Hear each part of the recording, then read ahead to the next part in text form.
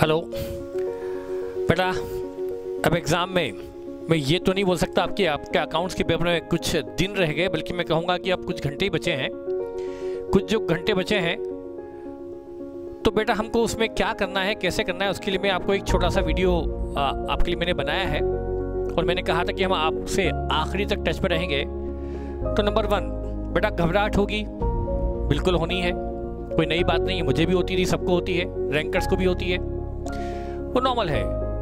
ये लगता है कि अभी कुछ भी नहीं आता सर हमें, सर ऐसा ब्लैंक लगता है, सब कुछ लगेगा, डर भी लगेगा, ब्लैंक भी लगेगा, ऐसा लगेगा सब कुछ भूल गए, बट ऐसा कुछ भी नहीं है। आपको सब कुछ याद है और सब कुछ याद आ जाएगा, टेंशन नहीं ले। बस अब सबसे ज़्यादा ज़रूरत आपको है, सबसे ज़्यादा ज़रूरत यदि पेशेंस की, यानी आपको अपने ऊपर कॉन्फिडेंस बनाए रखने की जो ज़रूरत है, वो सबसे ज़्यादा इन्हीं कुछ घंटों में है।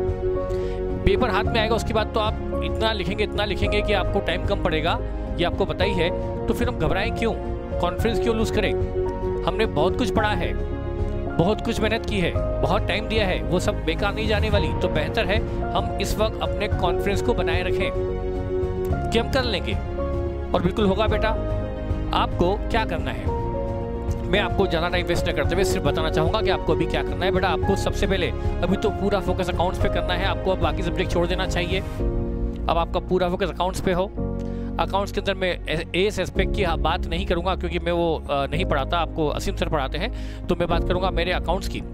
तो बेटा सबसे पहले ये है कि आपको करना क्या है।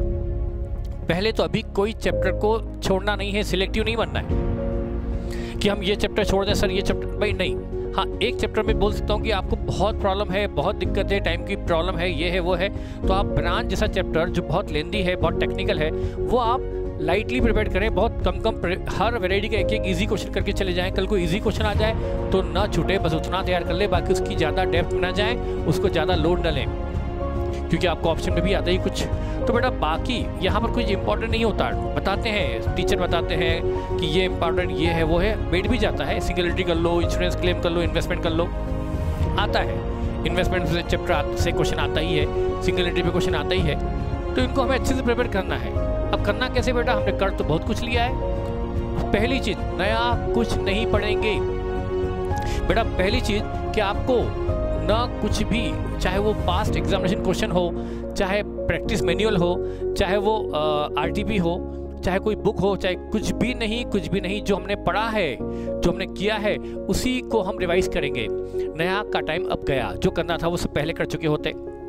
अब हमें जो आपने पहले पढ़ा उसी को रिवाइज करना है, वही क्वेश्चन करना है। यदि आपने क्लास वर्क पर फोकस किया था पहले, तो बस क्लास वर्क करके चले जाओ, क्योंकि इसमें मॉड्यूल, पास्ट एग्जामिनेशन क्वेश्चन सब कुछ आ जाते हैं। तो सबसे पहले तो ये है आपको कि नया कुछ नहीं करना, नंबर 1। दूसरा, हर चैप्टर के आपको 1 या 2 क्वेश्चन अभी भी खुद से सॉल्व करके देखना है। ऑडिट नहीं करना है, रीडिंग नहीं मांगनी है, आपको हर वैरायटी का 1-1, 2-2 क्वेश्चन, 3-3 क्वेश्चन तो करके देखना है, as per your comfort, as per your time management. Singularity but आप यदि सिंगुलरिटी में क्वेश्चन करके नहीं देखोगे तो क्या करोगे, कैसे होगा? उसमें कोई पर्टिकुलर एडजस्टमेंट से इतना काम नहीं जितना आपकी प्रैक्टिस होना चाहिए। हम सिंगुलरिटी का क्वेश्चन करते कैसे हैं, कैश फ्लो भी जब तक आप क्वेश्चन करके नहीं देखेंगे तब तक दिक्कत होगी। हर चैप्टर में आपको 1-2 क्वेश्चन, जैसे इन्वेस्टमेंट चैप्टर है उसमें हर वैरायटी के, जैसे कि आपको एक शेयर्स वाला क्वेश्चन है, एक करके देखना है, एक क्वेश्चन ही काफ़ी है। एक डिवेंचर वाला investment in fixed interest bidding security, एक क्वेश्चन उसका करना है। बहुत इंश्योरेंस क्लेम में एक लॉस ऑफ प्रॉफिट का क्वेश्चन कर लिया अच्छा वाला, एक लॉस ऑफ स्टॉक का अच्छा वाला कर लिया, बाकी क्वेश्चन देख लिए, बाकी के पॉइंट देख लिए, और इस तरह से आपको क्वेश्चन करना है। उसके बाद बेटा नंबर आता है कि हम एग्जाम में जब जाएंगे, एग्जाम के एक दिन पहले आपको सिर्फ इंपॉर्टेंट पॉइंट देख करके जाना है, सारे पॉइंट देख लेने का है। जिसके अंदर कोई फॉर्मेटिंग है वो फॉर्मेटिंग लिख कर जानी है। फॉर्मेट यदि है, जैसे कंपनी फाइनल अकाउंट का बैलेंस शीट, फॉर्मेट देख कर जाओ। यदि आपको कोई redemption of preference share chapter है तो उसके जो रूल्स हैं वो रूल्स पढ़कर जाओ, और एक बार खुद लिख लो कि आपको लिख कर देखो कि आपको सारे रूल याद है कि नहीं याद है।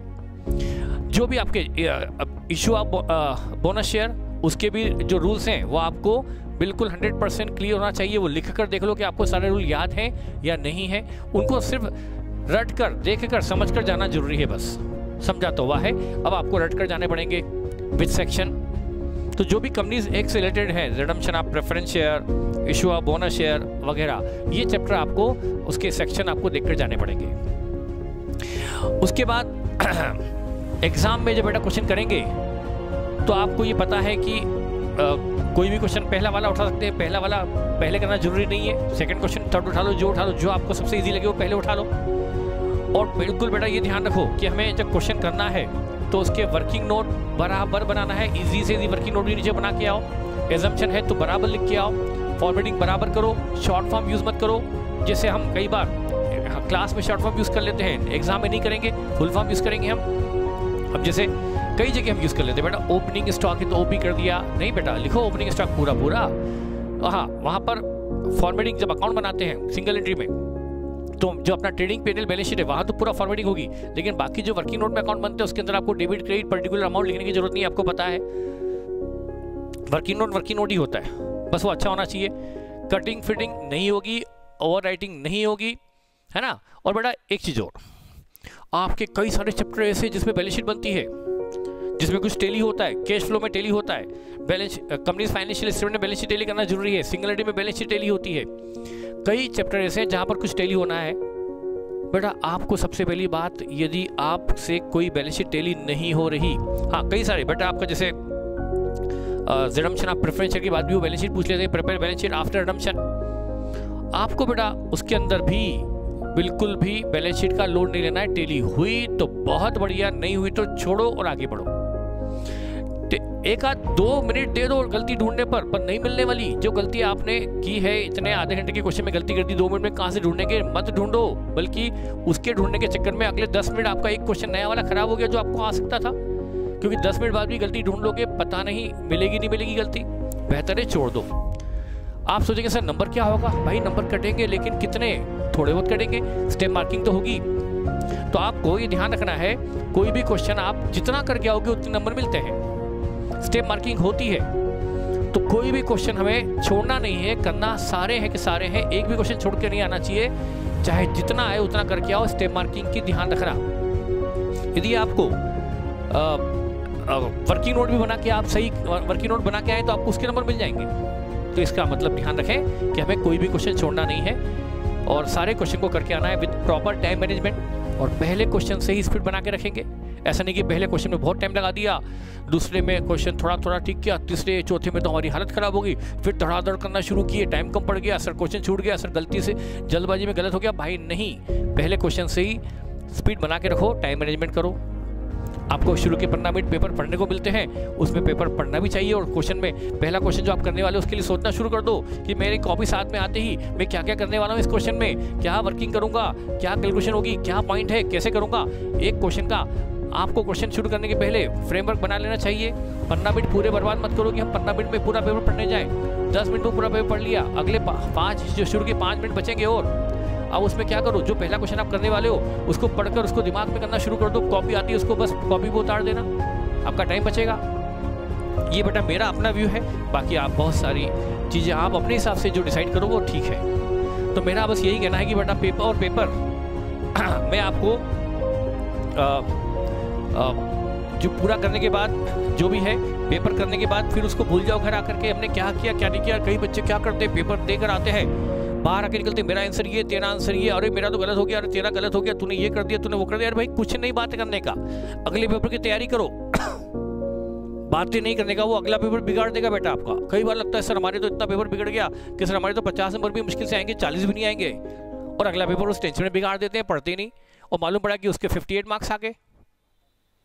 तो बेटा हमें अपना वैल्यूएशन करना ही नहीं है। ये बिल्कुल कसम खा लो कि हम घर आकर उस पेपर को डिस्कस न करेंगे और न हम आके कोई कॉपी को पुराने नोट्स उठाकर सॉल्यूशन नहीं देखेंगे कि क्या गलत किया क्या सही किया। वो सब भूलकर जो हो गया सो हो गया।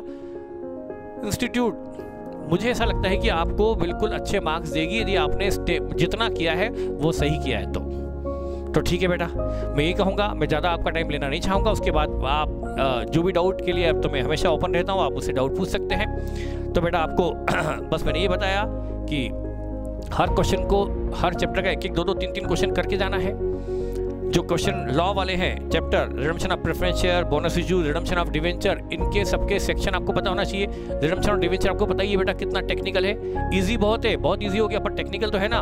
उसके हर वैरायटी के 2-2 3-3 क्वेश्चन करके जाओ, करके जाना पड़ेंगे, नहीं तो एग्जाम में आपके हाथ कांपेंगे, आप कर नहीं पाएंगे, आते हुए लगेगा नहीं होते बन रही है, क्योंकि प्रैक्टिस नहीं है। ठीक है बेटा, तो मैं बस यही कहना चाहूँगा कि आप बिल्कुल अब कॉन्फिडेंट रहो, जो पढ़ा है उसी पर फोकस करो, नई चीज़ ना पढ़ो, प्रैक्टिस करो और बिल्कुल टाइम वेस्ट मत करो, टेंशन बिल्कुल मत लो और बराबर नींद जो लेनी है वो भी बराबर लो। और पेपर बिगड़ भी जाए तो लोड बिल्कुल मत लो कि पेपर बिगड़ गया। बेटा नंबर इंस्टीट्यूट के हाथ में, वो जो देना है वो देगा, कभी भी इंस्टीट्यूट आपके नंबर कम नहीं करेगा, बल्कि कोशिश करेगा शायद आपको अच्छा नंबर देने की। ठीक है बेटा, थैंक यू, बाय बाय।